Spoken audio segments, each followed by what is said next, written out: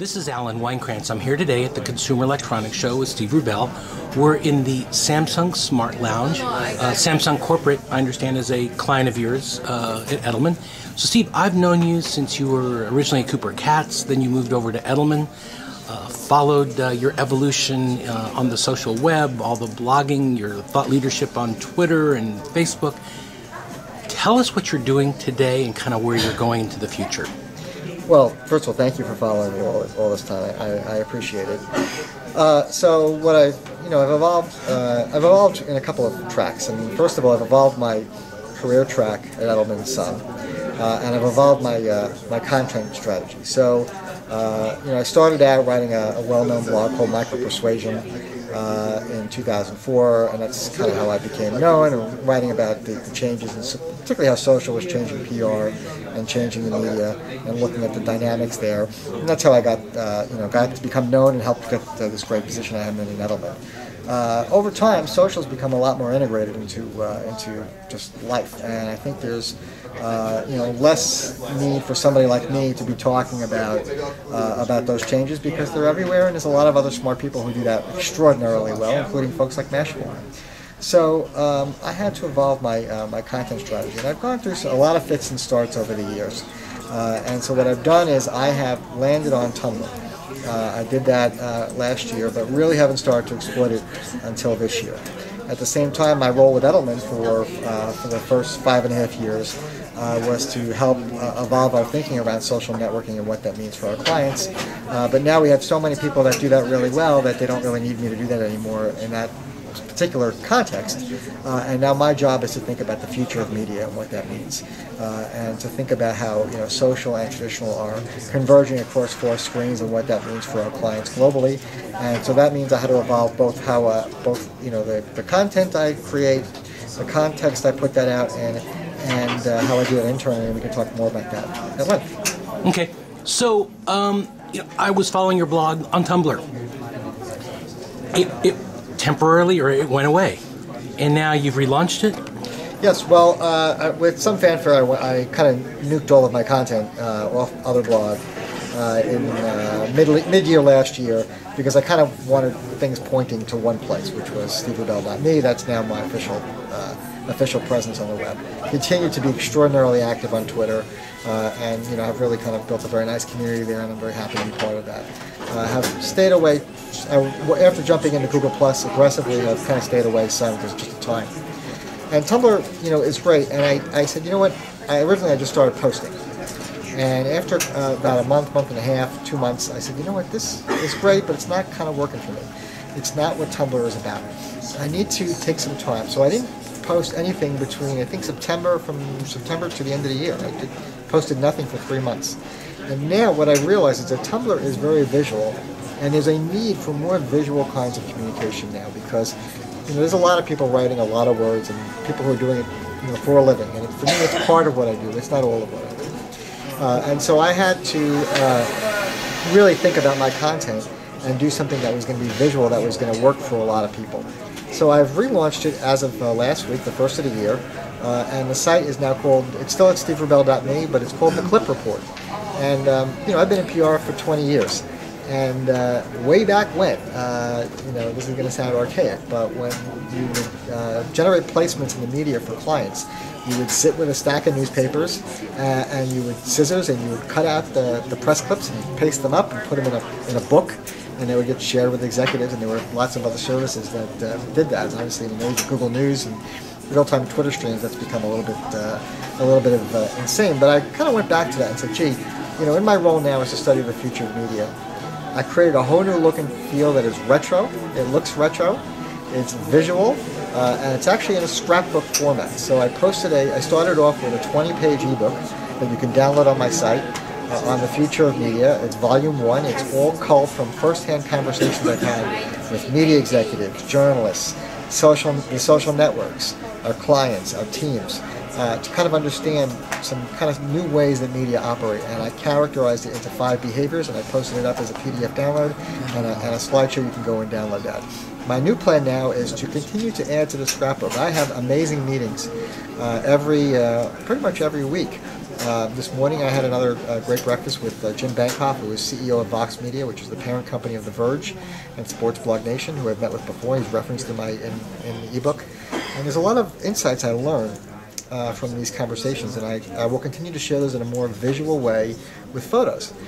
Posting photos that are scrapbook pages that continue to add on to my journey as I learn more about the media.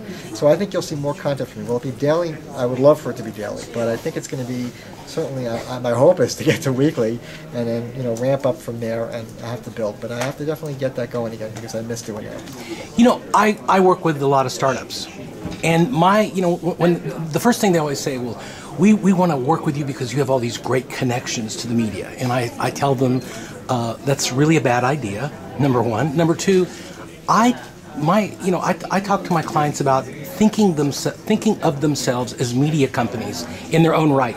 Boy, it's create content, be discovered, be found, because my premise is that chances are, if you've got a startup, you've got a great idea in Austin, Texas, or Tel Aviv, or wherever you are, there's 20 other companies just like yours launching, starting up, thinking the same thing. And if you have better content, if you have a more articulate message, and journalists are looking to write about a particular subject matter, and they find you, chances are, if you've got better content, or you're more discoverable, you'll be more shareable. Absolutely. You'll be found. But there's still the perception. I didn't walk that talk for a while. What? I didn't walk that talk for some time. Yeah, and so I personally still do. I still make pitches to journalists. We still get real. We still work with traditional journalists. But how do you sort of get a company to rethink the fact that what they probably do is not that original anymore? There's probably 20 other companies just like yours. And I try to tell them, you're a media company that happens to fill in the blank. Yeah, first of all, we agree. Companies need to think and act like media companies. That's something that Richard Edelman, our CEO, has ingrained in our culture. We've hired a chief content officer, Richard Sambrook, who was a senior executive at the BBC for I think over 20 years, and he's our chief content officer. And so we have ingrained that. And now I personally haven't walked the talk as much as I would like to, but we are teaching companies how to think of themselves as media companies. And yes, it's tremendous competition, but you know what? There is room for people to come out and to fill voids and to do things differently. And I think this is where PR people shine. They understand how to help companies in very crowded spaces contextualize what they say and create messages and positioning that's going to be different than everybody else. Then you build that out with content. So I think that it's critical you do that. And I think words are amazing. Words are amazing for search, but I'm a word guy. I'm a journalism major. But you know what? I'm finding that visuals matter more than ever. And I think there's a lot you can do with video, as you're proving. There's a lot you can do with photos and infographics, and yes, some of that's overused.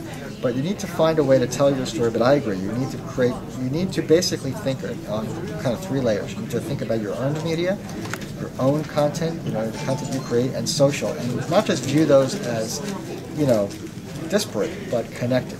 The consumer or the business audience sees that as one connected ecosystem. They don't think I'm going to do social, I'm going to do media. It's they are interacting with both at the same time. While on social, they are sharing stuff. While they're on the media sites, they're sharing stuff. While they're on social, they're clicking on links. It is an integrated strategy. But you're right, good content, there's always a space for good content. That is in high demand, always. Okay, so you guys work with big brands with big budgets. Well, medium-sized companies too. Okay, and medium-sized. But let's say small startup, 3-4 guys. Their focus is on code. Their focus is on I've got to finish my product. I'm trying to raise money. I'm trying to feed my family, and you're coming to me saying you should become a media company. But there's some basic things you can do, even through things like Instagram, using something like a smartphone. Doing what we're doing today, just having conversations. I try to get my clients, the companies that I help, think about storytelling. Absolutely. We talk about. It's hard. You have to, biting off more than you chew. You got to be very careful about Sure. that. We talk about transmedia storytelling.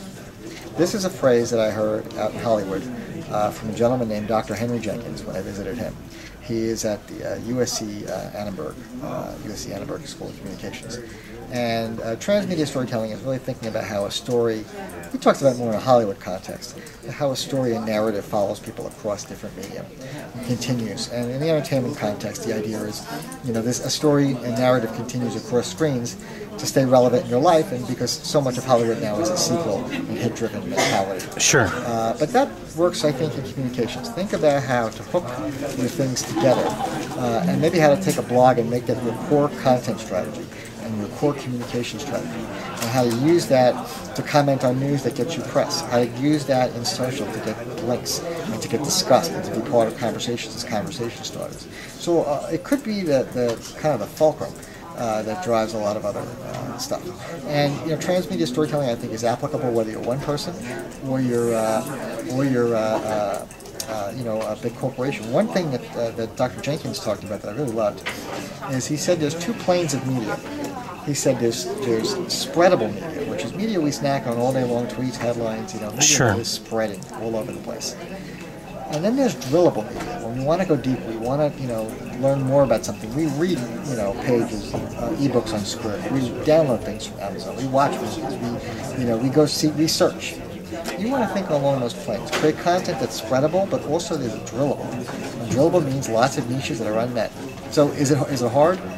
Very. Is it doable for two people? Yes. Okay. Thank you for your time, your insights. How do people follow you, find you, discover you? At Steve Rubel on Twitter and steverubel.me on Tumblr. Great. Thank you so much. This is Alan Weinkrantz signing off with Steve Rubel from Edelman at the Samsung Smart Lounge at CES 2012.